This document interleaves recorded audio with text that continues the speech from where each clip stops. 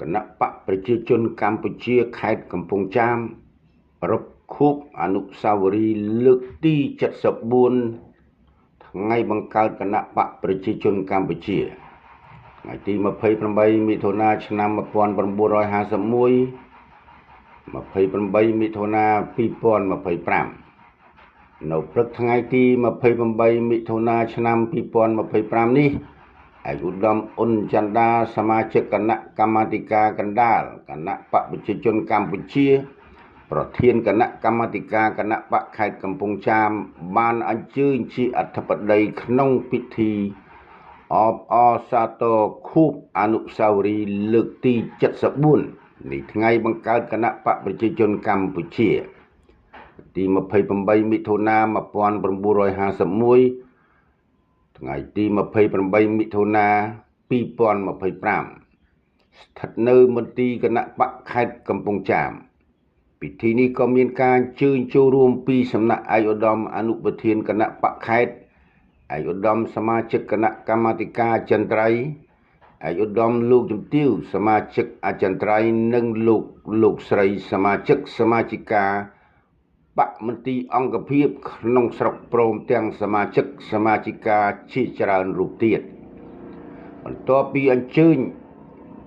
អានសារលិខិតរបស់សម្ដេចអគ្គមហាសេនាបតីតេជោហ៊ុនសែនប្រធានគណៈបកប្រជាជនកម្ពុជាឯកឧត្តមអ៊ុនចន្ទដាប្រធានគណៈបកកម្មាធិការបកខេត្តបានលើកឡើងថាគណៈបកប្រជាជនកម្ពុជាគឺជាគណៈបកនយោបាយចាស់ទុំនិងមានគោលនយោបាយច្បាស់លាស់ដែលជាគ្រឹះដ៏រឹងមាំសម្រាប់ជាតិនិងប្រជាជនកម្ពុជា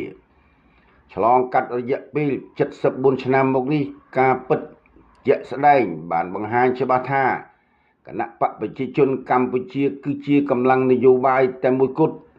ដែលបានផ្សារភ្ជាប់រួមសុខរួមទុក្ខជាមួយប្រជាជន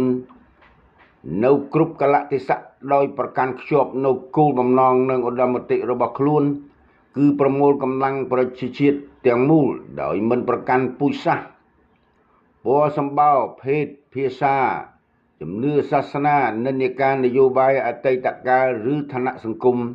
ដើម្បីកសាងប្រទេសកម្ពុជាឲ្យបានទទួលនៅឯ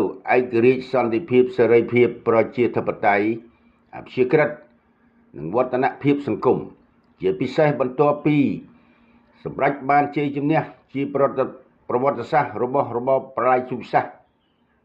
នៅថ្ងៃទី7មករាឆ្នាំ1979មកគណៈបកបានដឹកនាំប្រទេសតាមមាគ៌ានយោបាយមួយដ៏ត្រឹមត្រូវដែលស្របទៅនឹងបំណងប្រាថ្នារបស់ប្រជាជននិងសភាពការជាក់ស្ដែងសម្រាប់បានសមិទ្ធផលថ្លៃថ្លាបំផុតលើគ្រប់វិស័យក្នុងការកសាងនិងការពារមាតុភូមិធ្វើឲ្យប្រជាជាតិខ្មែរទាំងមូលបានរស់នៅយ៉ាងសុខសប្បាយប្រកបដោយកិត្តិយសនិងសេចក្តីថ្លៃថ្នូរក្នុងសន្តិភាពសេរីភាពអធិបតេយ្យភាពបូរណភាពទឹកដីរបស់ខ្លួនរួមទាំងបានផ្សះផ្សានិងព្យាបាលនៅស្នាមរបួសដ៏ឈឺចាប់បំផុតពីអតីតកាលខ្ញុំ